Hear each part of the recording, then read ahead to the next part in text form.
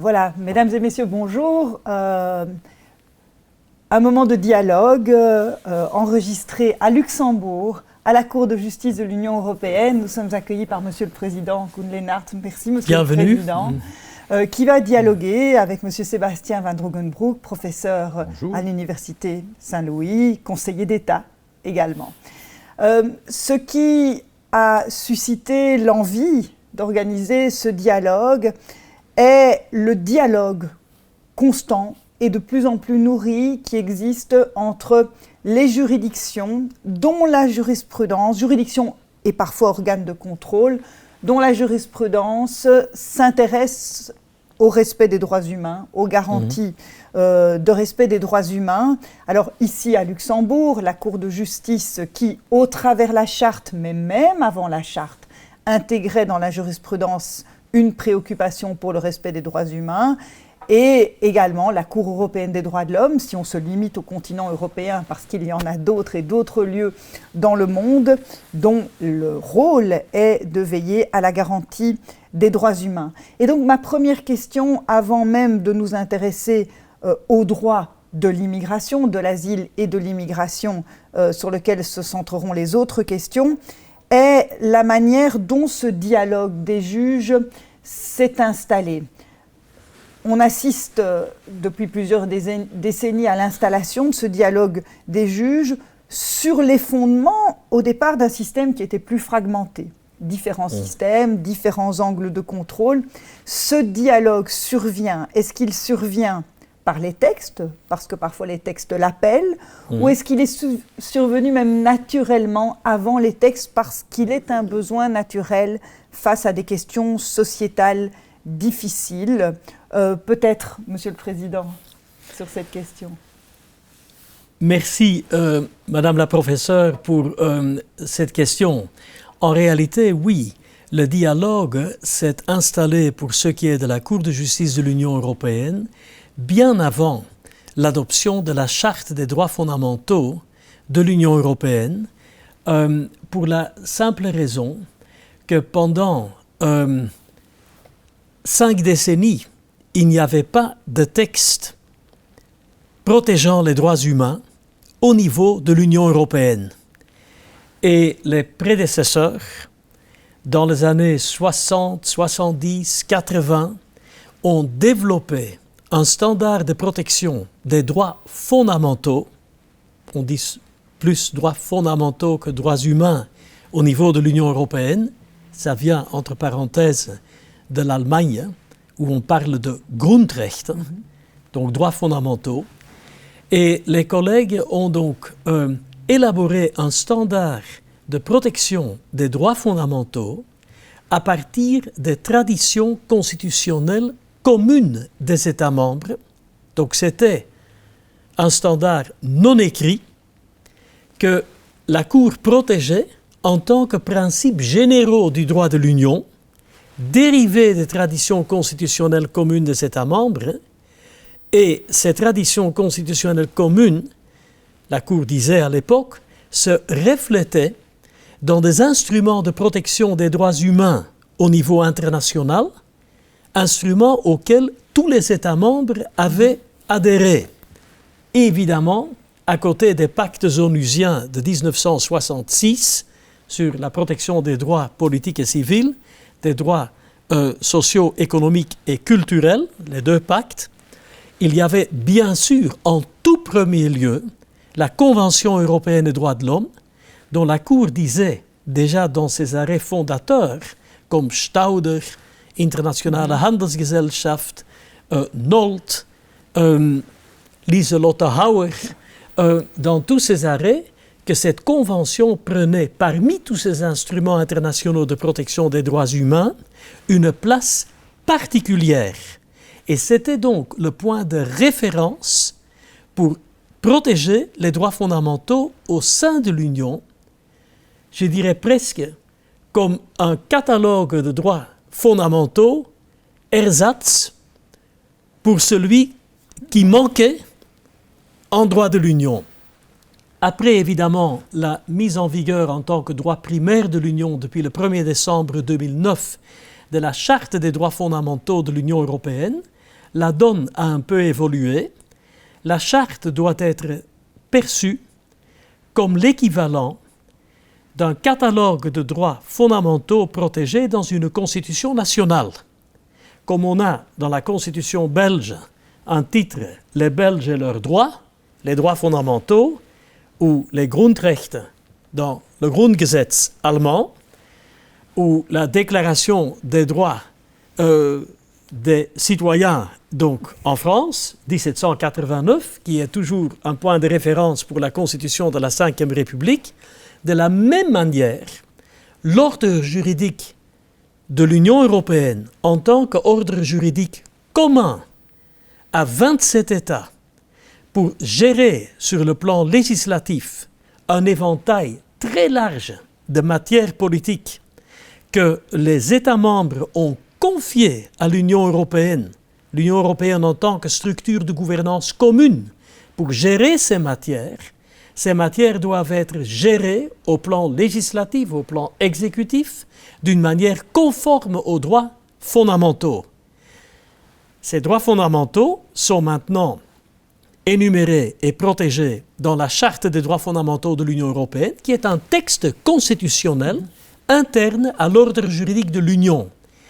Et en cela, il se distingue fondamentalement en tant que fonction et finalité de la Convention européenne des droits de l'homme, qui, elle, est un instrument de droit international qui établit un standard minimal de protection des droits fondamentaux que les parties contractantes doivent respecter et qui conduit à un contrôle externe par rapport aux ordres juridiques internes de toutes les parties contractantes, y compris après l'adhésion de l'Union européenne. Depuis qu'on a cette charte, nous allons évidemment, comme le font les cours constitutionnelles nationales au sein de l'Union européenne, veiller à ce que toute interprétation de la charte soit au moins conforme à la CEDH, le standard minimal externe, qui lie tous les États membres, mais qui lie encore déjà, pas en tant que droit international, parce qu'il n'y a pas eu l'adhésion, mais en tant que droit constitutionnel interne de l'Union, cette convention lie déjà, parce que l'article 6 du traité sur l'Union européenne se réfère toujours à la Convention européenne des droits de l'homme comme source des principes généraux du droit de l'Union. C'est souvent oublié, mais cette disposition n'a pas changé, même après l'adoption de la Charte. Et la Charte elle-même, dans son article 52, paragraphe 3, dit que tous les droits correspondants doivent être interprétés au moins de la même manière qu'à Strasbourg, mais on peut protéger plus. Donc ça, c'est en réalité l'évolution de cette interaction entre la protection des droits fondamentaux au sein de l'Union européenne et à la Cour européenne des droits de l'homme, interprétant la CEDH. Dernière ligne sur tout ça. Il ne faut pas confondre les deux cours. La Cour européenne des droits de l'homme est une cour, comme son nom l'indique, protégeant les droits humains. Il faudrait d'ailleurs aussi changer ça dans le titre. Donc, droits humains, la Ligue des droits humains, donc ça c'est beaucoup mieux que les droits de l'homme, pour des raisons que tout le monde comprend d'emblée.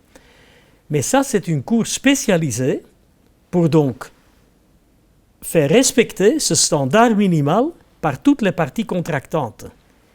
Au sein de l'Union européenne, la Cour de justice de l'Union européenne est un mélange, pour le dire pour des juristes belges, entre la Cour de cassation, le Conseil d'État et la Cour constitutionnelle. En d'autres termes, la première fonction de la Cour de justice de l'Union européenne n'a rien à voir avec les droits fondamentaux. C'est tout simplement assurer l'unité d'interprétation, d'application et de mise en œuvre du droit de l'Union pour assurer l'égalité, L'égalité, des citoyennes et des citoyens devant le droit de l'Union. Par exemple, que les consommateurs soient protégés d'exactement la même manière de l'Estonie vers le Portugal et de l'Irlande vers la Grèce, si je prends les deux diagonales à travers le territoire de l'Union européenne et tous les États qui se trouvent donc dans ce territoire.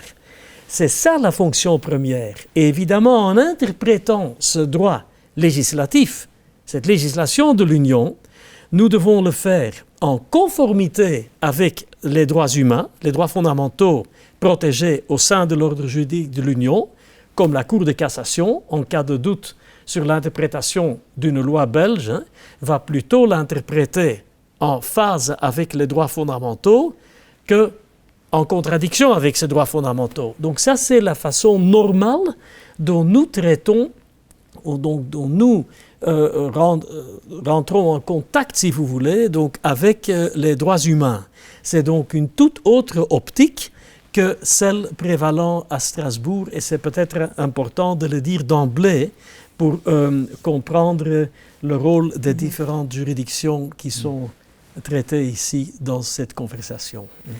Merci pour ce rappel et ce cadre qui sont essentiels pour comprendre comment les institutions interagissent. Alors Sébastien Van Droogenbroek, comment la Cour européenne des droits de l'homme dans la jurisprudence voit apparaître cette organisation internationale qui se compose d'États qui sont des États du Conseil de l'Europe, qui sont liés par la Convention européenne des droits de l'homme depuis, parfois bien avant leur adhésion à l'Union européenne, au départ vu comme le modèle, l'inspiration sur le plan des droits humains, le socle minimal, mais comment la singularité de cette double appartenance des États va se refléter dans la jurisprudence et comment le dialogue devient peut-être ce que l'on appelle aujourd'hui la fertilisation croisée. Merci pour cette question. L'exposé que Koen Leenaerts a fait est magnifique, la mise en panorama de toute cette évolution. Ce qu'il y a d'important d'apercevoir, et ça concerne non seulement le passé, mais aussi le présent et le futur, c'est que ce dialogue, cette interaction n'est pas toujours quelque chose de nécessairement consensuel. Ce n'est pas un dialogue de salon entre gens qui sont nécessairement tous d'accord avec eux.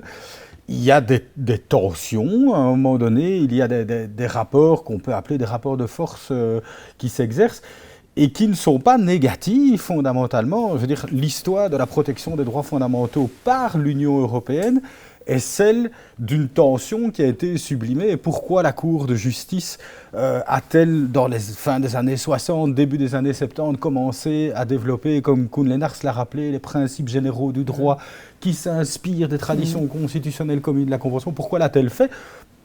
Pas de manière spontanée, pas un lundi matin, on s'est dit on va rendre des arrêts qui concernent les principes généraux du droit, parce qu'il y avait deux cours constitutionnelles à ce moment-là qui s'inquiétaient de la protection juridictionnelle des droits face aux actes à l'époque des communautés. Donc ça a démarré d'abord par une interpellation qui était une interpellation rude de la Cour constitutionnelle allemande, de la Cour constitutionnelle italienne, qui disait aussi longtemps qu'il n'existera pas une protection suffisante, je ferai le job de vérifier. Et ce qui pouvait apparaître comme un moment de crise a été par la suite sublimé. Donc c'est montrer qu'il y a des moments de l'histoire où ce non-alignement, on n'aurait peut-être pas eu tout ça si on avait eu des juridictions nationales toutes sages, affirmant la primauté du droit de l'Union sans aucune réserve dès le départ. Et donc ce non-alignement peut donner des choses parfois très, très, très intéressantes en termes de développement, avec un petit moment de crise, un moment de dialogue, un moment d'ajustement respectif. Et l'histoire est ancrée dans ces moments fondateurs. Et encore et toujours, pour l'instant, il y a des moments un peu difficiles de non-alignement, mais dont on peut espérer qu'elles aboutissent à quelque chose qui est tout à fait vertueux. Alors comment la Cour européenne des droits de l'homme a-t-elle perçu la Cour de justice de Luxembourg? Mais on peut dire que sur 95% des cas, la perception est une perception bonne. Je veux dire, il transparaît très clairement de la jurisprudence de la Cour européenne des droits de l'homme que la construction de la petite Europe est quelque chose que l'on estime être un beau projet et que l'on ne veut pas mettre des bâtons dans les roues de ce projet. Il y a toute une série d'arrêts comme ça qui révèlent parfois sur des points tout à fait techniques et anecdotiques l'idée que la grande Europe et la Convention n'est pas là pour rendre plus difficile la coopération au sein de la petite. Et donc, il y a, comment vais-je dire, un élan positif de base en la matière qui conduit notamment à des jurisprudences parfois très équilibrées, fondées sur l'idée qu'un État parti à la petite Europe, lorsqu'il exécute les obligations que lui impartit son appartenance à l'Union européenne, est présumé respecter la Convention européenne des droits de l'homme. Donc il y a là une ouverture, un allant favorable, mais qui reste toujours une ouverture critique. Il y a toujours une possibilité de mettre un point en disant sur ceci, ça ne peut pas être suivi. Et donc une capacité d'interpellation qui est au moins toujours en puissance. On ne peut pas dire qu'elle est toujours en acte, mais elle est toujours au moins en puissance. Et à nouveau, je dois dire, c'est quelque chose qui est intéressant parce que ça force à pouvoir s'élever. La Cour européenne des droits de l'homme va parfois ajuster ses positions en fonction de la résistance des cours nationales. Elle va être prête à ajuster ses positions en fonction des résistances de la Cour de justice de Luxembourg. De même qu'elle attend de la jurisprudence de Luxembourg, à un moment donné, qu'elle ajuste ses propres positions. Et il y a des exemples de dialogue, mais on y reviendra par la suite, des séquences très vertueuses, comme ça, où on a vu que l'harmonie n'existait pas d'emblée, mais que d'arrêt en arrêt, un peu sous forme d'un ping-pong, on a réussi à trouver une solution qui n'est pas la solution du leveling down, qui est une solution qui a plutôt élevé les choses. Et la Cour européenne des droits de l'homme est tout prête à s'ouvrir à ce genre de choses. Il y a d'ailleurs des revirements jurisprudentiels de la Cour européenne des droits de l'homme qui sont imputables à des emprunts à la Cour de justice en matière de rétroactivité de la loi pénale la plus douce, par exemple, toute chose que la Cour ne consacrait pas. Et toute une série d'évolutions tout à fait substantielles sont dues à des inspirations luxembourgeoises aussi.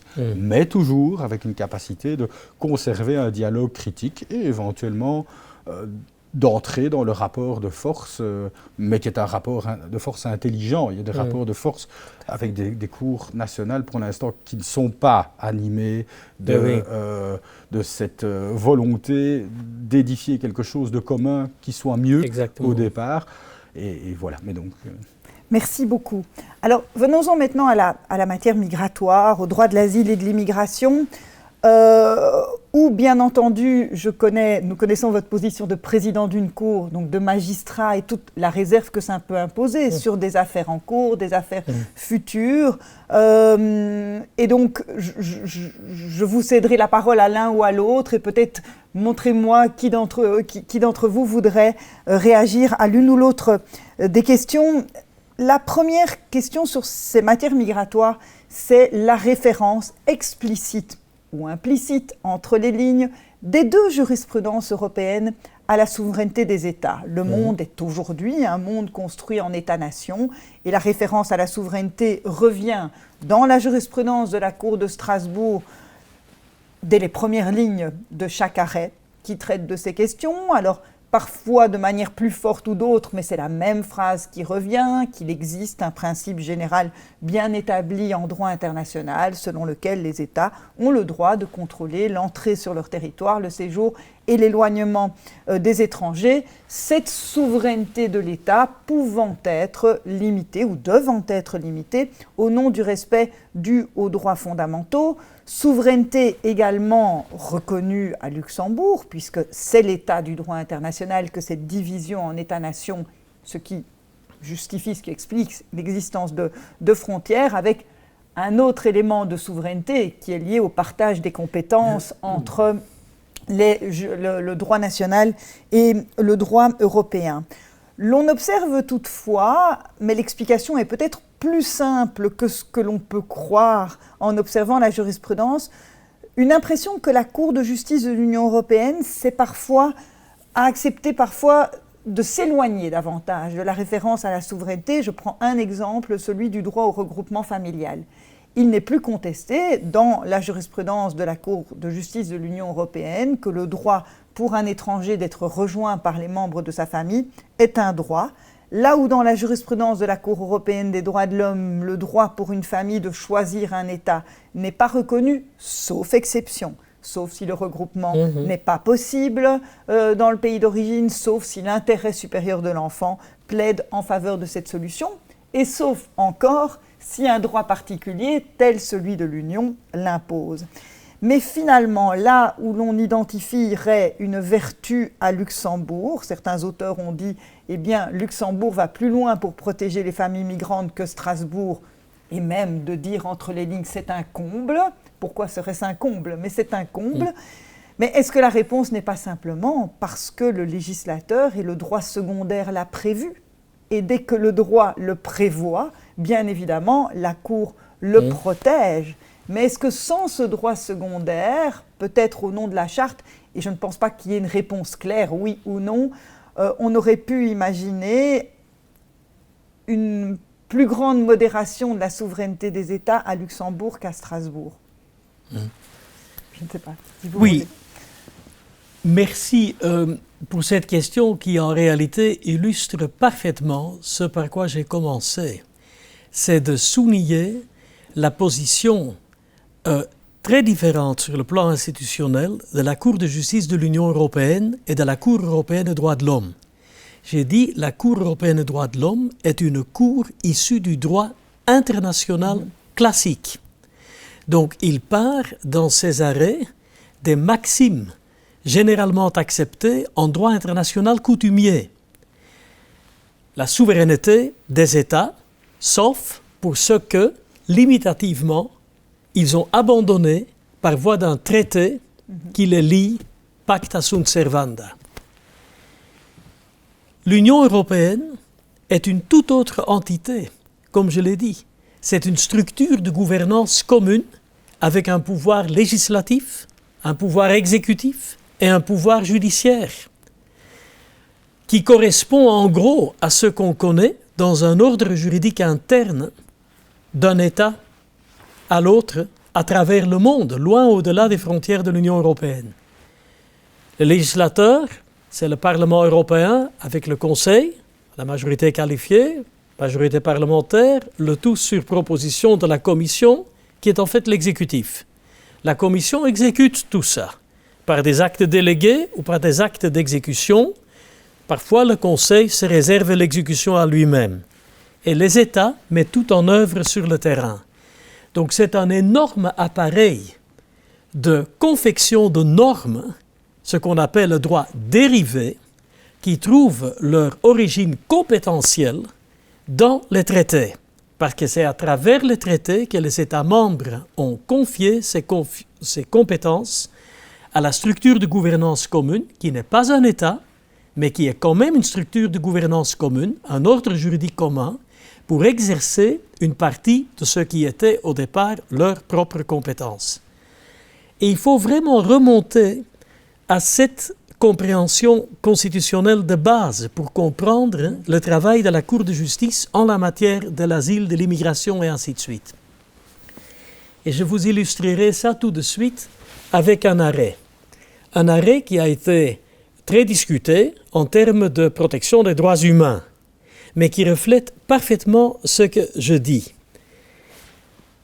Pour nous, toute la jurisprudence en matière de protection internationale, asile, mais aussi immigration, indépendamment de la protection internationale, s'enracine dans le droit dérivé de l'Union. C'est-à-dire, le législateur de l'Union a décidé d'adopter des règlements, des directives, donc des actes législatifs qui sont qualifiés et nommés tels quels depuis le traité de Lisbonne et qui forment en réalité la base pour ce que l'Union fait en distinction avec ce que les États membres font. Parce que ces actes unifient un grand nombre de règles, par exemple la désignation de l'État membre responsable pour traiter une demande de protection internationale, Dublin III, comme dans l'État actuel. La directive qualification, les critères pour accéder à une protection internationale. La directive procédure, l'accueil des demandeurs de protection internationale. Tout ça sont des normes de l'Union, des normes législatives. Ou encore la directive retour, la fameuse 2008/115 qu'on applique énormément de fois. Donc en réalité, on interprète ces instruments de droit dérivé législatif pour délimiter la ligne fine entre le droit de l'Union et le droit national. Pourquoi c'est important? C'est important parce que dès lors que l'Union n'a pas traité une question, elle reste dans la parcelle de compétences étatiques. Ceci, c'est la paraphrase de la définition des compétences partagées. Tant que l'Union n'exerce pas sa compétence, même si elle aurait pu le faire, si elle pouvait le faire, elle ne l'a pas fait, ça reste du ressort des États membres. Maintenant, ceci, à son tour, a un effet d'enclenchement de l'applicabilité de la Charte. Parce que lorsque le droit de l'Union n'a pas réglé une matière et n'a donc pas exercé sa compétence, les États membres restent compétents et agissent en leur droit propre. La Charte ne régit pas cette deuxième catégorie. La Charte régit uniquement le droit de l'Union, le droit matériel de l'Union, et sa mise en œuvre par les États membres. Mais si les États membres exercent des compétences qui sont les leurs, là, c'est la Constitution nationale et la CEDH, bien sûr, parce qu'ils sont tous parties contractantes à la Convention européenne des droits de l'homme. Ceci se reflète, à titre d'exemple, dans cette affaire X et X de mars 2017 sur ces Syriens qui demandaient le visa humanitaire dans l'ambassade belge à Beyrouth. En fait, ils demandent un visa Schengen de courte durée, c'est-à-dire pour une période de séjour de 90 jours dans une période de 180 jours. Ça, c'est la définition de ce type de visa. Il faut donner le motif. Ils disent c'est en vue de demander l'asile en Belgique. Là, notre Cour, interprétant la législation de l'Union, et sans la moindre hésitation possible, l'ensemble des États membres, mais aussi la Commission européenne, étaient à l'unisson devant nous pour dire non, un visa de courte durée, on doit indiquer donc le motif du séjour, mais aussi les plans de retour, parce que c'est vraiment en vue d'un retour qu'on donne un visa de courte durée. Donc, cette demande ne qualifiait pas avec ça. Oui, ça c'est le code frontière Schengen, est basé sur l'article 77 du TFUE, 77 pour les Belges.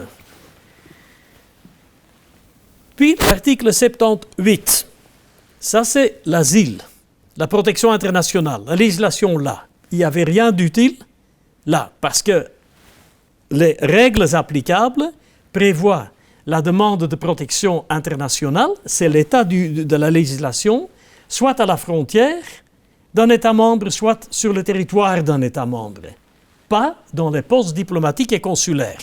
Ce n'est pas prévu, donc ce n'était pas couvert. On pouvait qualifier la demande de visa comme un visa de longue durée, c'est-à-dire long. Là, c'est possible que l'Union adopte de la législation au titre de l'article 79, ce sont donc les 3 articles du TFUE qui se suivent, mais l'Union, malheureusement, n'a rien adopté. Et là, on est dans le schéma que je viens de vous citer. Ce n'est pas que la Cour a dans cet arrêt protégé la souveraineté des États, elle a simplement, comme il incombe à une Cour suprême de n'importe quel ordre juridique interne à un État, la Cour suprême donc interprète de manière définitive la législation et constate là qu'il y a une lacune dans la réglementation. Et on sait, en tant que Cour suprême de l'Union européenne, que ça signifie que l'Union n'ayant pas exercé sa compétence, les États membres restent compétents en l'état actuel. Il se peut que dans 1 an ou 2, il y ait quand même une législation de l'Union, et là, la donne change. Donc la compétence existe, mais elle n'a pas été exercée.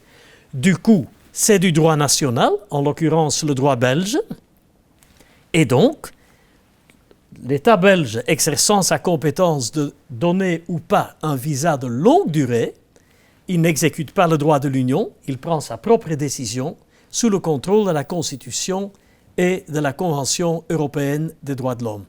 Donc ça, c'est le schéma des raisonnements, c'est un arrêt. Et lorsqu'on dit « Ah, mais c'est quand même contraire aux droits humains que ces personnes doivent faire donc un voyage risqué vers l'Europe pour se présenter à la frontière et sur le territoire, comme citoyen, je peux parfaitement comprendre cela. Mais attention, ces personnes ne sont pas sans protection. L'Europe, l'Union européenne, est basée sur le principe de la subsidiarité. Ça veut dire que ce qui n'est pas réglé au niveau de l'Union doit être réglé, mais en conformité avec les droits humains, auxquels l'ensemble de nos États membres, les 27, sont liés au titre de l'article 2, les valeurs de l'Union, 2 du traité sur l'Union européenne, et les valeurs sur lesquelles l'Union est fondée, et telles que ces valeurs sont aussi comprises, tant politiquement que juridiquement, dans notre jurisprudence. Maintenant, ici, nous devons donc bien nous comprendre. Oui, il y a un grand problème de droits humains, mais pas tous les problèmes de droits humains sont réglés à cette cour. Donc, c'est en cela que j'ai dit, nous ne sommes pas en premier lieu une cour des droits humains. Nous sommes une cour du droit de l'Union. Dans le périmètre matériel du droit de l'Union, nous protégeons les droits humains, et je vais donner plus tard des exemples de cela, lorsque le droit de l'Union s'applique, et là nous sommes très ambitieux, parfois plus ambitieux que la Cour européenne des droits de l'homme. Pensez aux zones de rétention en Hongrie, où nous n'avons pas suivi l'arrêt de Grande Chambre de Strasbourg, Ilias et Ahmed, parce qu'on le trouvait trop peu protecteur, et nous avons donc considéré que le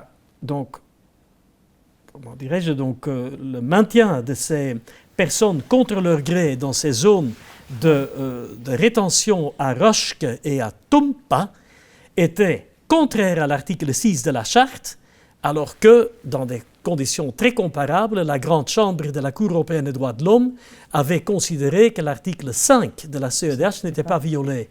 Donc nous sommes très ambitieux dans les droits humains, mais dans le périmètre d'application matérielle du droit de l'Union, et ça c'est l'article 51, paragraphe 1 de la Charte. La Charte n'étant pas les compétences de l'Union, la Charte est uniquement applicable aux États membres lorsqu'ils mettent en œuvre le droit de l'Union. Ça veut dire que les auteurs des traités sur l'Union européenne et de la Charte, c'est-à-dire les États membres, Herren der Verträge, les maîtres des traités, ont considéré que tout problème de droits humains qui se trouve en dehors de ce périmètre matériel est du ressort des constitutions nationales et de la Convention européenne des droits de l'homme, et nous respectons cela. Eh bien, précisément, Sébastien Van Roogenbroek, le président Leenaerts nous le dit, la Cour dit « ce n'est pas que je ne veux pas respecter les droits humains de ces personnes qui demandent un visa au consulat de Belgique à Beyrouth, cela ne relève pas de ma compétence pour des raisons techniques liées au champ d'application du droit de l'Union et à ce dont le législateur européen s'est emparé. L'on renvoie la balle aux États, mais également à la Cour européenne des droits de l'homme. » Et là aussi, en simplifiant à l'extrême, mais par un regard qui prendrait celui de la personne peut-être moins informée, je dirais, la Cour de justice a dit « ce n'est pas mon domaine, je ne peux pas m'en occuper ». La Cour européenne des droits de l'homme dit également « ce n'est pas mon domaine, je ne peux pas m'en occuper ». Pourquoi? Est-ce que c'est le même type de raisonnement ou est-ce que c'est une autre raison qui conduit la Cour européenne des droits de l'homme à se calquer? Alors on est ici aussi peut-être dans un dialogue des juges, ou est-ce qu'ici, ce n'est pas un dialogue des juges? Ce sont des angles d'attaque différents. Les angles d'attaque étaient effectivement différents. Comme vous l'aviez signalé.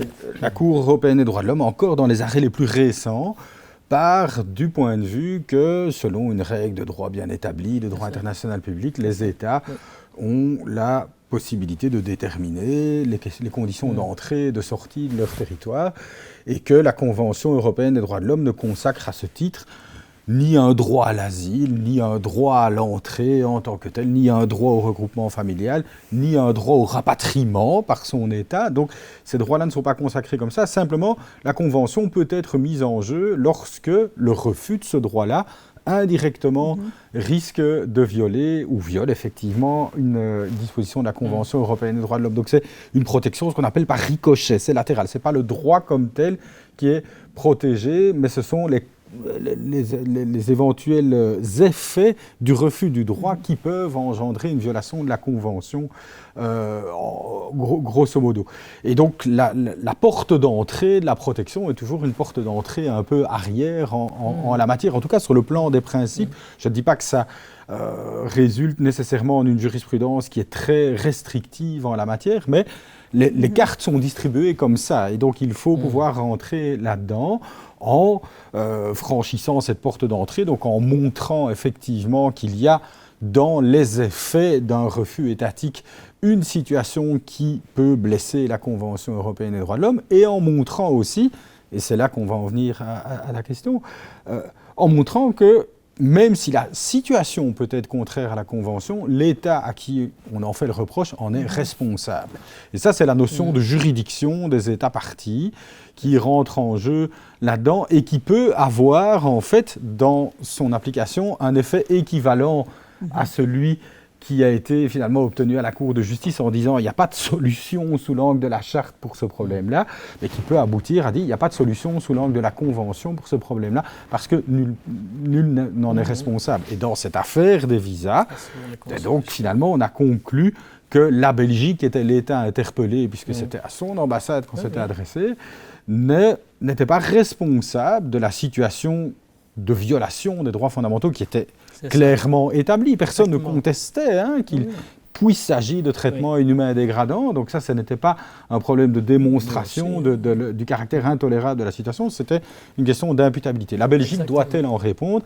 Réponse de la Cour européenne des droits de l'homme, non, parce que la Belgique répond de ce qui se passe en Belgique, la juridiction est territoriale, mais à l'extérieur de ses frontières, à Beyrouth ou plus loin que cela, à l'extérieur de ses frontières, la responsabilité de l'État parti à la Convention est d'emblée très limitée. Soit il contrôle le territoire à l'extérieur parce qu'il l'a envahi ou par tout autre motif que ça, soit il y a un lien qui doit être suffisamment épais, qui peut se nouer entre la personne qui se plaint d'une situation et l'État vis-à-vis duquel il se plaint. Et dans l'affaire des visas, on a estimé que le lien n'était pas rempli, que la Belgique n'avait pas à répondre de ça, et la Cour européenne des droits de l'homme, derrière un raisonnement qui est assez technique sur la juridiction extraterritoriale, en fait, révèle une approche un peu conséquentialiste en disant « si j'en jugeais autrement », alors je rendrais tous les États partis à la Convention responsables à peu près de tous les malheurs du monde. Je donnerais une application à la Convention quasi universelle. Et ça, c'est trop loin, c'est un pont trop loin. Donc on aboutit fondamentalement au même résultat. L'instrument ne va pas venir à votre secours, mais sur base de raisonnements totalement différents. Alors ce raisonnement-là a été prolongé et un peu nuancé récemment par la Cour européenne des droits de l'homme dans une affaire qui concernait cette fois-ci le rapatriement d'enfants français qui étaient maintenus dans des camps du nord-est de la Syrie et qui là avait quand même, entre guillemets, une carte de plus à jouer contre la France qui refusait de les rapatrier. Il disait mais nous sommes français, ce qui n'était pas le cas des Syriens dans l'ambassade de Belgique. Mais même ça, la Cour européenne des droits de l'homme ne l'a pas considéré comme un lien suffisant pour rendre la France totalement responsable de la situation. Ça n'est que par une petite porte que l'on a finalement condamné la France en la matière. Mais pour le reste, la Cour s'en tient vraiment à une approche assez restrictive de la manière dont un État a à répondre de ce qui se passe à l'étranger et de ce qu'il ne fait pas pour mettre un terme à la situation ou en tout cas en extraire les individus qui en sont victimes. Alors, mais peut-être pour poursuivre Sébastien Van Drogenbroek avec cette vision conséquentialiste, se dire que se passerait-il si j'acceptais ?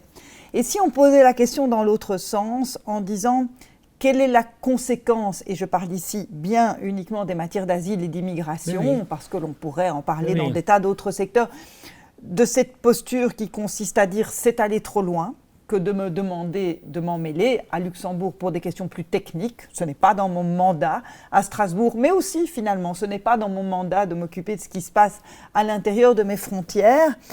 Est-ce que ça ne va pas amener dans les années qui viennent ce contentieux de l'asile et de l'immigration, peut-être pas à diminuer fortement, parce qu'il y aura toujours des questions qui se poseront sur le territoire et dans le droit de l'Union, mais à diminuer là où il est sans doute le plus sensible, c'est-à-dire dans les politiques extérieures. Le droit européen de l'asile et de l'immigration s'est construit pendant plusieurs décennies, principalement à l'intérieur de l'Union, harmonisation des législations, rapprochement des législations, rapprochement des procédures, des définitions. Et aujourd'hui, on a un droit qui est imparfait, mais auquel on ne touche plus beaucoup. Les projets de réforme sont plutôt des projets qui construisent la politique externe de l'Union européenne en matière d'asile et de l'immigration. Alors, première caractéristique, c'est une politique externe. Et la deuxième caractéristique, c'est que cette politique repose bien souvent sur des normes dont la qualification juridique est malaisée. On utilise parfois le terme de soft laws, on a des compacts, des programmes d'action. Quand ce n'est pas un communiqué de presse qui annonce l'accord avec la Turquie, finalement un drôle de droit pour les juristes, parce que des conséquences, il y en a. Et elles sont lourdes et parfois des conséquences juridiques patentes. On ne pourra plus arriver en Grèce et faire une demande d'asile venant de Turquie. Et donc il y a de véritables droits qui se construisent au bénéfice des États ou dans le chef des États, et donc des droits en moins de la part des personnes. Et donc, n'est-on pas exposé à un risque qu'une bonne partie, alors quel pourcentage, 70%, 70%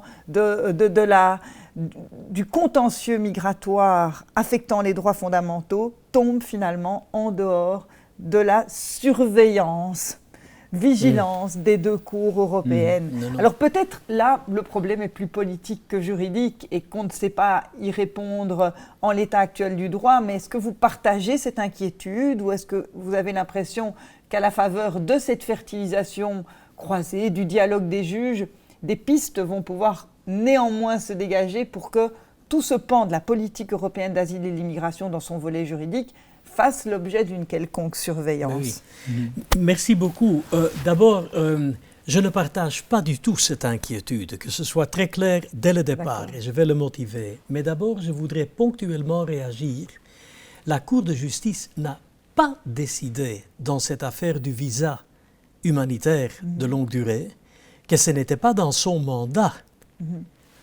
Strasbourg l'a décidé, comme le professeur Van Drogenbroek l'a très bien clairement indiqué, en disant ça tombe en dehors du terme juridiction, dans la juridiction d'une partie contractante. Pour nous, c'est totalement différent. Et c'est à nouveau la compréhension de l'ordre juridique de l'Union en tant qu'ordre juridique commun avec son propre cadre constitutionnel. Nous avons dit le législateur de l'Union n'a pas exercé une compétence que pourtant il possède. Donc notre arrêt n'est pas si creux qu'on le pense. Nous disons attention Union, législateur de l'Union, vous pouvez régler cette matière, mais vous ne l'avez pas encore fait. Et un tel arrêt sert aussi comme un eye-opener, les yeux qui s'ouvrent. Dans la commission qui a l'initiative législative, elle a fait des propositions entre-temps pour des permis de séjour de longue durée. Donc ce n'est pas que nous avons dit que ce n'est pas dans notre mandat. Nous avons exercé notre mandat de dire le droit de l'Union, c'est-à-dire d'interpréter le droit dérivé dans son état, dans l'état où il se trouvait au moment de notre arrêt, mais je m'attends parfaitement à une évolution de cette législation. Et ça donnera lieu à de nouvelles questions préjudicielles. Ne craignez rien, le nombre d'affaires en matière d'asile, d'immigration ne fait qu'augmenter. Constamment. Et nous avons essayé, pour ce qui est des droits fondamentaux, d'explicitement nous référer le plus possible à la jurisprudence de la Cour européenne des droits de l'homme, pour avoir un socle commun. Je vous donne un exemple d'une affaire qui est décidée et même un autre d'une affaire qui est pendante, je peux donc dire très peu, mais pour attirer l'attention du type d'affaire. Deux affaires de grande chambre. La première, elle est anonymisée, elle va sous les lettres MP. Il y a quelque temps, c'était la question de savoir si la protection subsidiaire était encore justifiée pour M. MP, qui avait été, avant d'arriver en Europe, torturé au Sri Lanka parce qu'il appartient à la minorité tamile. Mm-hmm.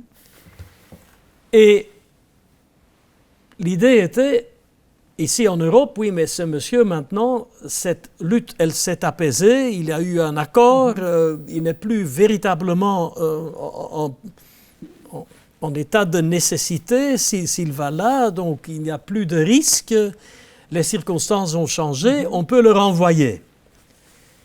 Il contestait cela et il disait non, je suis toujours dans la même situation. Et la question était de savoir si ce monsieur MP allait souffrir, donc dans sa santé, des effets tant physiques que psychiques, à un point tel que son état de santé n'était plus acceptable au regard de l'article 4 de la charte qui correspond à l'article 3, c'est-à-dire l'interdiction de la torture, bien sûr, mais aussi de tout traitement inhumain et dégradant. Notre cours s'est explicitement basé sur l'arrêt Paposhvili contre Belgique. L'arrêt Safran contre Danemark n'existait pas encore parce que notre arrêt MP est de 2019. On l'a copié et on a dit qu'il y aurait comment est-ce qu'on dit ça? Un abaissement du niveau de santé de ce monsieur, qui était radical, des conséquences graves, irréversibles, rapides, donc tous les critères de Strasbourg, et que ce monsieur ne pouvait certainement pas être envoyé, mais qu'il continuait à qualifier pour la protection subsidiaire. Parce qu'ayant été torturé dans cet autre pays, la simple perspective qu'un jour ils doivent y retourner est un traitement inhumain et dégradant. Et on s'est basé sur l'arrêt Paposhvili contre Belgique de 2016, je crois, mutatis mutandis. Ça, c'est le premier cas. Maintenant, on a un cas qui est pendant. Actuellement, ici, la salle à côté, c'est la grande salle de délibéré de la grande chambre que je préside personnellement, 15 juges. C'est un renvoi préjudiciel d'une juridiction néerlandaise. Un monsieur X, anonymisé, contre le staatssecretaris van Justitie en Veiligheid. Quel est le cas là? Le monsieur a été reconnu comme réfugié,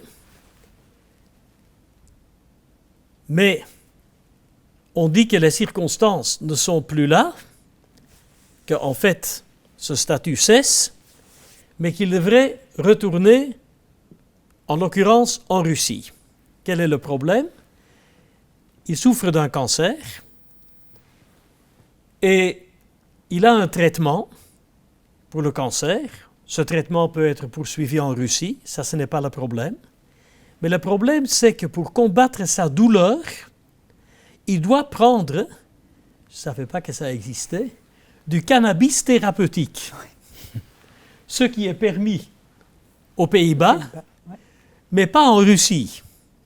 Et toute la question est de savoir, est-ce que ici, ce n'est pas le traitement de la maladie qui pourrait conduire à la mort, parce que là, tout le monde est d'accord que ça se fait autant en Russie qu'aux Pays-Bas. Ça, ce n'est pas le problème.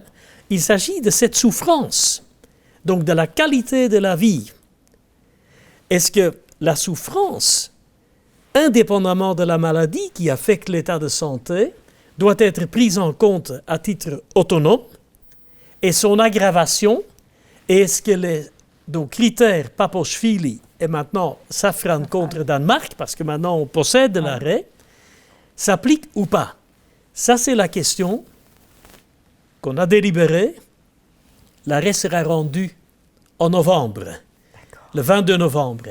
Mais à nouveau, il s'agit ici de la directive retour en réalité, parce que, il avait était reconnu réfugié, j'ai dit ça un peu en abrégé, il avait reçu en réalité, ce n'était pas la Convention de Genève, donc là ce n'est pas au sens technique. Il avait, mais même pas vraiment subsidiaire, c'était plutôt, si j'ai bien compris, parce que le juge n'en dit pas beaucoup, nous sommes plutôt humanitaires. Et donc il disait maintenant les circonstances ne sont plus là, vous devez retourner.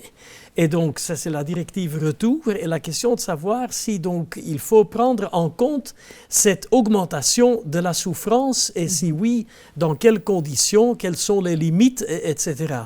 Donc, pour vous dire ça, c'est un exemple clé qui démontre comment ces affaires continuent à nous affluer. Donc, la réalité, elle dépasse de loin l'imagination la plus sauvage qu'on pourrait avoir pour inventer des cas qui vont se présenter. Donc ça reste un pôle de croissance de notre jurisprudence et je peux dire que dans quasiment tous ces cas, oui, c'est toujours au départ, comme je l'ai dit, le droit dérivé de l'Union qu'on interprète, mais toujours à l'aune des droits fondamentaux. Et là, centralement en phase avec la jurisprudence de Strasbourg. Donc ça, c'est un peu le cadre dans cette matière. Et peut-être Sébastien Van Droogenbroek, sur l'inquiétude que j'exprimais face aux politiques d'externalisation et aussi au recours au soft law, ce droit dont on ne sait pas très bien comment se saisir pour le contrôler, peut-être plus facilement à Strasbourg qu'à Luxembourg, notamment au travers de la condition de légalité, qui est une condition par laquelle passe l'examen du respect des droits fondamentaux ou de la légalité des ingérences.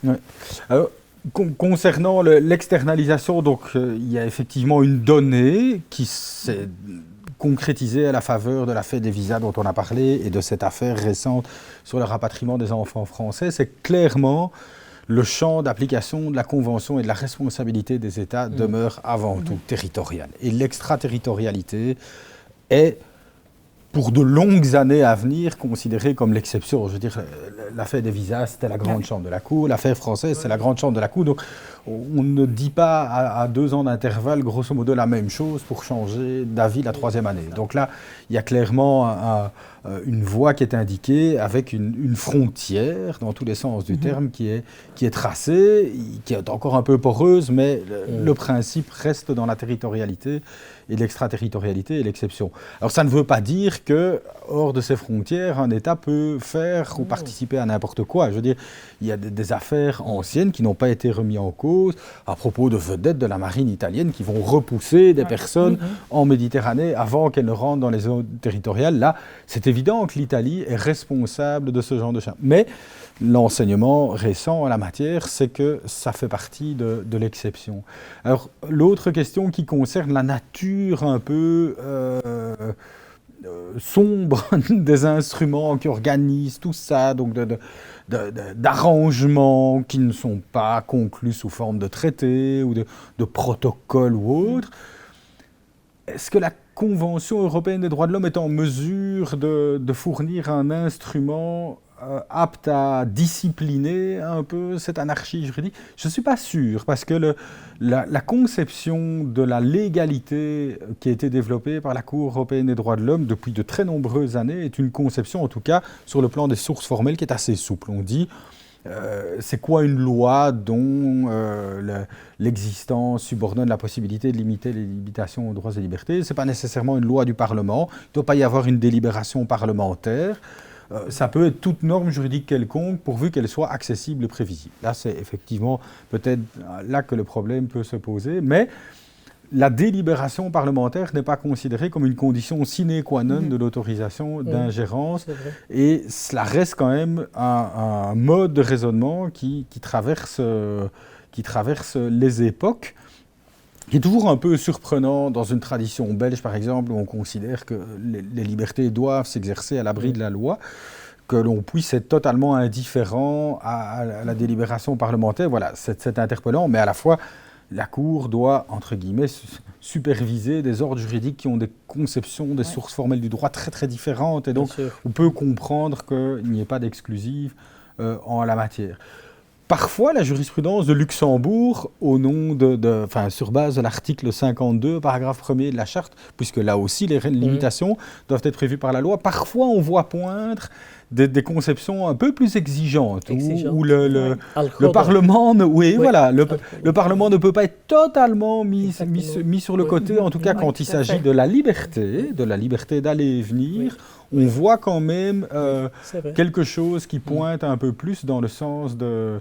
Ben voilà, parce que peut-être que la Cour de Luxembourg a, entre guillemets, une surface plus homogène. Maintenant, il n'y a plus le Royaume-Uni, alors que c'était pour accommoder le droit du Royaume-Uni, historiquement, que la Cour européenne des droits de l'homme avait adopté cette conception très souple de la légalité. Donc, ça peut avoir un impact en la matière. Mais donc voilà, ces instruments un peu obscurs-là, sous réserve qu'ils soient totalement vagues ou insuffisamment publics, en soi, ça ne pose pas de problème. Mais ça ne veut pas dire que les États eux-mêmes, ça c'est toujours quand même important de le signaler, ça n'est pas parce que Strasbourg permet que Bruxelles doit s'accommoder. Je veux dire, on peut toujours être plus exigeant, et notre principe de l'égalité, qui est plus fort constitutionnellement, mais doit toujours être respecté, et on ne peut pas commencer à dire mais le juge européen ne va pas censurer, donc nous pouvons nous-mêmes nous accommoder de ça. Non, ça c'est la logique de subsidiarité, et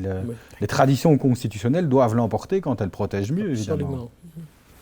Merci. Alors je me permets une dernière question, parce que je pense que nous pourrions discuter des heures, des jours et des semaines, et je pense d'ailleurs qu'on pourrait se revoir après le mois de novembre, après le mois de décembre, autour d'un arrêt cannabis ou autre.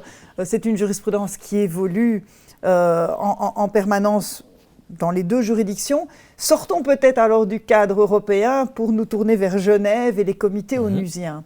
On parle souvent de dialogue des juges, et d'ailleurs les juridictions, en tout cas africaines, américaines, européennes, des droits humains se rencontrent. Le dialogue avec la Cour de justice, on l'entend, on le sent, on le sait, il est constant. Qu'en est-il de la relation avec la jurisprudence, entre guillemets, les décisions, les enseignements des comités onusiens, qui ces dernières années peut-être opèrent sur les questions protection des droits humains comme des aiguillons vis-à-vis de la jurisprudence? Est-ce que cela commence à... Est-ce que le dialogue s'engage avec les comités onusiens et peut-être de quelle manière? Et ce serait ma dernière question. Alors, il y a, pour ce qui concerne la Cour européenne des droits de l'homme, il y a dialogue, mais ça n'est pas le dialogue le plus transparent. Et c'est un problème récurrent, parce qu'on voit dans certaines problématiques, dans certains arrêts, la Cour européenne des droits de l'homme nourrir sa propre interprétation de la Convention, voire même des évolutions spectaculaires dans cette interprétation, des revirements, par exemple, sur le droit à l'objection de conscience, au départ de ce que les comités onusiens ont pu dire à propos des pactes onusiens sur une question identique. Et donc on a l'impression d'un impact important, et sur d'autres problématiques, on ne voit rien du tout de tel, ou en tout cas on voit une influence qui est beaucoup plus mineure en la matière, avec parfois des affirmations qui sont un peu déroutantes en termes de prévisibilité, ce qu'on appelle le cherry picking. La Cour européenne des droits de l'homme dit « c'est vrai que dans certains cas, on va s'inspirer, et puis dans d'autres cas, non ». Et donc ça, effectivement, il peut y avoir d'excellentes raisons sous-jacentes pour expliquer que le dialogue a des limites, mais en l'état actuel, on n'est pas parvenu à un degré de transparence qui est tout à fait optimal en la matière. Et on ne sait pas très bien quelle est la puissance argumentative que telle ou telle prise de position constante d'un ou deux comités onusiens, parce que généralement il y a plusieurs positions convergentes, peut avoir comme impact sur l'évolution de la jurisprudence de Strasbourg. Ce qui pose le problème aussi de savoir ce que les États vont faire eux-mêmes de cette jurisprudence onusienne. Alors, il y a une réaction classique, un peu formaliste, qui dit « ça n'a pas d'autorité de chose jugée, donc c'est du grand rien du tout ». Ben, c'est un peu court parce que, je veux dire, on a affaire à des États qui se sont engagés vis-à-vis d'instruments internationaux et qui ont souscrit volontairement à des procédures contentieuses devant ces comités onusiens. Et donc, l'impératif de bonne foi justifie qu'on ne puisse pas dire voilà, j'accepte de me faire entre guillemets juger, mais de toute façon je laisserai parfaitement de côté ce qui est dit. Donc là il y a quelque chose qui n'est pas satisfaisant et qui mériterait d'être repensé, et j'en termine par là. La Cour internationale de justice elle-même, et pourtant on ne peut pas dire que ce soit des modèles de fantaisie sur le plan des sources du droit, a très clairement dit dans un arrêt de 2010 que quand elle-même allait faire application du pacte international sur les droits civils et politiques, ce qui est possible, elle allait s'inspirer de ce que le Comité des droits de l'homme des Nations Unies allait dire, parce que c'est une question de cohérence, de prévisibilité, de sécurité juridique. Donc si la Cour internationale de justice le fait, dans ces termes-là, pourquoi les juges nationaux auraient-ils des réticences à le faire, et pourquoi la Cour européenne des droits de l'homme ne parviendrait-elle pas, elle, à offrir à sa communauté juridique les clés de son positionnement sur ces questions. On n'est pas pour plaider qu'il faut toujours un alignement. Parfois, l'alignement peut être très mauvais s'il se fait vers le bas, mais au moins une transparence accrue, en tout cas, en la matière. Oui. Bien, sur la même question, mais peut-être en ancrant alors sur une question particulière et en ciblant un comité, le comité des droits de l'enfant, parce que la jurisprudence de la Cour de justice s'appuie de plus en plus sur l'intérêt supérieur de l'enfant, et d'une manière vraiment intéressante, notamment en matière d'asile et de l'immigration, et pas que, mais aussi sur ces matières. Et ce comité est extrêmement actif sur ces questions d'asile et de l'immigration. Simplement, statistiquement, 80% des requêtes dont il est saisi concernent ces questions. Est-ce qu'il y a là une forme de dialogue qui s'installe, je pense, pour autant de nouveau qu'une compétence existe sur les procédures d'évaluation de l'âge, ou encore sur la mise en œuvre du règlement Dublin, ou encore la directive Retour? Oui, il n'y a pas de dialogue formel, en ce sens qu'il n'y a pas de structures d'échange, etc., même si d'autres comités dans des secteurs tout à fait différents, mais comparables, par exemple le comité de mise en œuvre de la Convention de Aarhus, pour donc les droits de recours en matière de protection de l'environnement. Avec ce comité, il y a un échange permanent. Ils viennent nous visiter, donc nous restons en contact avec tout ce qu'ils font. Et il y a maintenant aussi, les dernières années, des arrêts de grande chambre où on cite in extenso le travail de ce comité pour donc étayer notre compréhension de la Convention de Aarhus, à laquelle l'Union est partie. Donc, c'est un acte de droit international qui lie l'Union, et selon la jurisprudence vieille de plus de 40 ans, un accord international auquel l'Union est partie fait partie intégrante des normes du droit de l'Union, et nous les interprétons. Mais pour interpréter ces normes, comme elles sont quand même issues du droit international, on va évidemment faire tout notre possible pour les interpréter en phase avec la compréhension de ces normes par l'organe, je dirais, institué par cet accord international pour mettre en œuvre et pour contrôler le respect aussi de la norme dont il s'agit, dans mon exemple, la Convention de Aarhus. Autres exemples sont donc les accords OMC de l'Organisation mondiale du commerce, et donc les décisions du mécanisme de solution des différends. Et donc là encore, on s'inspire là-dessus et on le cite parfois in extenso. Pour ce qui est des droits humains, justement, on cite sans réserve ces deux pactes onusiens, parce que c'est ce par quoi j'ai commencé cette conversation. L'origine, et je suis entièrement d'accord avec ce que le professeur Van Drogenbroek a dit, que c'est une incitation des deux cours constitutionnelles nationales qui était très bienvenue, et j'ai dans tous mes écrits académiques défendu le Zolage 1, 2, et donc aussi la jurisprudence des contra limiti, de la Corte constitutionnelle. Donc ça a donné la bonne incitation. Mais, comme je l'ai dit, il n'y avait rien, il n'y avait pas de catalogue. Et donc, leurs prédécesseurs des années 60-70 se sont tournés vers tout ce qui existait dans le paysage international, comme je l'ai dit, comme ersatz, comme substitution pour un catalogue qui existe maintenant, mais qui était absent à l'époque. Or, même dans le droit actuel, la disposition qui est là depuis le traité de Maastricht sur le fait que les instruments internationaux de protection des droits de l'Union en tant que principes généraux de droits de l'Union, comme source d'alimentation des principes généraux, ça existe toujours. Et donc, nous citons sans la moindre réserve ces pactes et, très important, la Convention de 1989 sur la protection des droits des enfants. Oui. Là, j'attire quand même, en guise de conclusion, votre attention sur un magnifique arrêt, que je trouve magnifique. Pancharevo. C'est un arrêt qui n'est pas dans le domaine de l'asile et de l'immigration, mais droit des enfants. Il s'agit de deux dames qui se sont mariées en Espagne. L'une est bulgare, l'autre est britannique.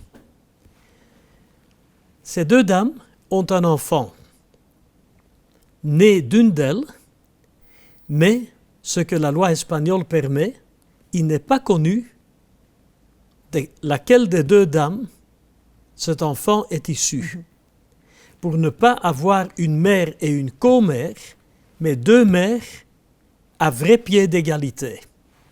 Maintenant, le couple retourne en Bulgarie et demande une carte d'identité, un passeport pour cet enfant. Et les Bulgares disent, je ne peux uniquement donner ça si l'enfant est bulgare, et pour ça je dois savoir si l'enfant est né biologiquement de la mère bulgare ou de la mère britannique. Et eux disent, non, on ne va pas faire ça. Donc on ne donne pas, parce que nous sommes les deux mères, c'est un acte de naissance espagnol qui doit être reconnu en Bulgarie au titre de la directive 2004/38, c'est-à-dire la directive des droits des citoyens, donc libre circulation. Donc la Bulgarie, évidemment, a protégé par le droit de l'Union son droit de retourner vers le pays d'origine, mais aussi avec les membres de sa famille, c'est-à-dire son épouse. Ça, c'est l'arrêt Coman de 2018, retour à l'État membre d'origine, mais aussi avec l'enfant, membre de sa famille. Alors là, nous avons donc dit que la Bulgarie devait donner une carte d'identité ou un passeport à l'enfant, mais devait aussi, et c'est ça qui est important, reconnaître par un document l'acte de naissance en Allemagne, de l'Espagne, aux fins de rendre possible la libre circulation de la famille tout entière, y compris cet enfant. Parce qu'évidemment, l'enfant est en bas âge, il a 2-3 ans, je crois, donc c'est vraiment un très petit enfant. Et l'enfant ne peut pas voyager sans l'accompagnement d'au moins une des deux mères. Et dans une vie familiale normale, ce n'est pas toujours la même, parce qu'on est quand même deux parents. Alors, nous avons dit qu'il devait reconnaître, pour faire quoi? Pour reconnaître le droit de libre circulation de cet enfant, quelle que soit sa nationalité, bulgare ou pas bulgare. Parce qu'une des deux mères est bulgare et elle a le droit de circuler dans toute l'Union avec sa famille qui comporte cette épouse et cet enfant. Là, nous avons dit que la reconnaissance de l'acte de naissance espagnol aux fins de délivrer les documents de voyage permettant aux deux mères de voyager avec cet enfant était aussi en vue de protéger les droits de l'enfant, d'avoir d'abord un contact égal avec les deux parents, mais deuxièmement, nous avons puisé dans cette convention de protection des droits des enfants la règle qu'un enfant ne peut pas être discriminé en raison de l'orientation sexuelle de ses parents. Et ça, on a trouvé ça nulle part aussi clairement libellé que dans la Convention onusienne de protection des droits humains de l'enfant. Et donc, c'est pour ça que je vous dis, pour moi, c'est un exemple magnifique. C'est un arrêt donc, de décembre 2021, grande chambre, ici, décidé ici à côté. Donc, sous ma présidence personnelle, on a dit, ça c'est l'endroit où nous le trouvons. On n'avait rien trouvé dans la Convention européenne des droits de l'homme. Dans les commentaires sur la Charte des droits fondamentaux, on parle certes de l'intérêt supérieur de l'enfant, etc. Mais ce qui collait parfaitement au cas de figure à décider, ça, c'était le mieux libellé dans cette convention de 1989 qui a été conclue au sein des Nations Unies, convention à laquelle l'ensemble des États membres sont partis. Donc ça, c'est quand même pour nous une source très, très importante. L'ensemble des États membres et l'Union, by the way, et l'Union. Donc ça, c'est aussi important. Hein. Donc nous faisons application de cela. Hein. C'est un spectre ouvert. Merci, Monsieur le Président. Merci, Sébastien Van Drogenbroek. Et je pense que pour les étudiants et tous ceux qui auront suivi cet enregistrement, ce dialogue, cette conversation, ça doit inciter à énormément de curiosité, de rigueur certainement, mais de curiosité. Et on le voit ici, ne pas hésiter tout en restant rigoureux à aller voir d'autres références, à s'interroger sur la manière dont elles doivent s'articuler dans ce système juridique qui, plus que jamais, et on le sait, est un réseau plutôt qu'une pyramide et plutôt que des ensembles séparés. Merci infiniment à tous les deux. Merci à vous. Merci.